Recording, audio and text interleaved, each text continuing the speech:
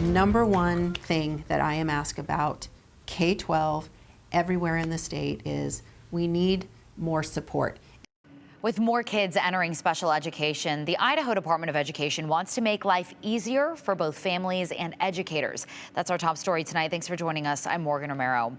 The state hopes new programs will help teachers and paraprofessionals stretch too thin and support families feeling overwhelmed. Abby Davis is here to break down the changes. Abby, what are we seeing? Yeah, the department has big plans for a mentorship program launching in North Idaho. They're also developing better training for educators.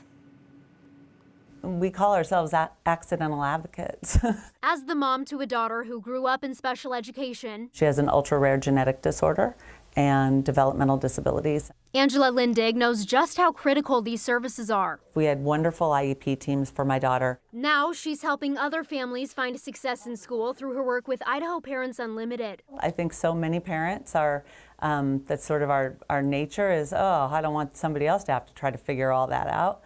And so it really moved me into this role here, which we help families navigate systems. The organization recently partnered with the Idaho Department of Education, piloting a program in Ponderay that pairs families new to special ed with those who've been there before. Parents often feel very alone and feel as though they don't have someone that has their back. Superintendent of Public Instruction Debbie Critchfield says that feeling can lead to disagreements between families and educators, something she hopes this program helps change. It should not be adversarial.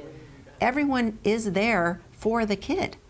And when that breaks down, we got to do something. I think it's a great idea. Fruitland Para Marcy Dickinson also supports the statewide special ed training the department plans to roll out soon. The state says educators are seeing more challenging behaviors, especially since the pandemic. Actual in-time training where you see this is what can happen, this is how we should react to it. Definitely, I think it would be better. The department doesn't know when they'll be able to take the pilot program statewide, but hopes to have some training in place by next fall. These efforts come as Critchfield pressures lawmakers for more money ahead of the next legislative session. She just asked them for $50 million in special ed grants. Districts spend far more than they get from the state and federal governments.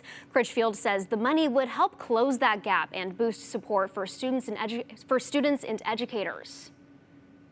In the last couple of years, we hear our school leaders come and say, boy, our costs are really growing in some of these areas. The federal government is where they've always been, but the state needs to come in greater ways. Critchfield says districts are feeling even more pressure with Idaho cutting Medicaid reimbursement rates by 4% this month. Medicaid helps cover costs for nursing and specialized services. And with that rate dropping, Critchfield says schools and parents will have to make up the difference, Morgan. Okay, Medicaid covers that. I don't think a lot of people knew that. Yeah, and it can be very costly. Okay, Abby, thank you.